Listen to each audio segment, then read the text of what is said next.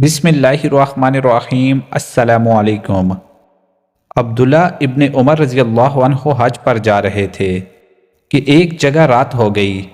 ایک بوڑھی عورت نے دیکھا کہ مسافر ہے اور رات ہونے والی ہے، تو پیغام بھیجا کہ آج رات میرے گھر پر گزار لینا۔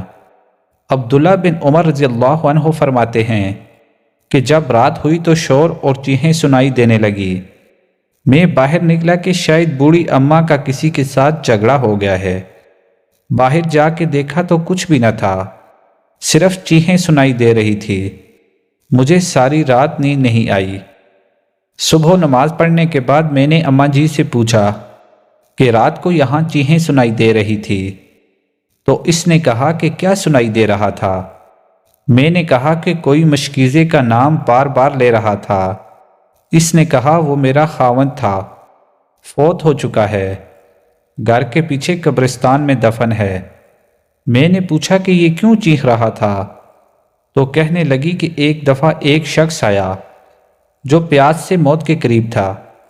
میرے خاوند سے کہنے لگا کہ پانی دے دو۔ میرے خاوند نے کہا وہ سامنے مشکیزہ ہے، جا کے اس سے پی لو۔ وہ شخص خود کو گھسیٹتے گھسیٹتے مشکیزے تک پہنچا۔ انتہا کی پیاس لگی تھی، نزع کا عالم تھا۔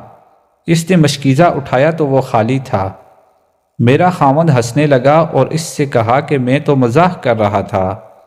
وہ شخص پیاس کی شدت سے مر گیا، اور جب میرے خاوند کا انتقال ہوا اور دفن کیا، تب سے میں جو بھی اللہ والا دیکھتی ہوں تو ان سے اپنے خاوند کے لیے دعا کرواتی ہوں۔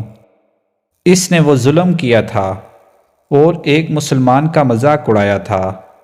میرے بال سفید ہو گئے، لیکن اللہ کی قسم جب سے دفن کیا ہے تب سے لے کر آج تک اس کی قبر سے عذاب کی آوازیں آتی ہیں۔ اللہ اکبر۔ بھائیو، اللہ اپنے بندے سے بے انتہا محبت کرتا ہے۔ جب کوئی کسی کو بے گناہ تکلیف دیتا ہے تو اللہ تعالیٰ اس کا معاملہ اسی شخص کے سپرد کر دیتا ہے۔ دوسروں کی دل آزاری سے بچو، ورنہ قیامت کے دن آپ کے گلے کا پھندا بن کر آپ کو لٹکائے گا۔ اللہ تعالیٰ ہمیں نیک اعمال کرنے کی توفیق عطا فرمائے، آمین۔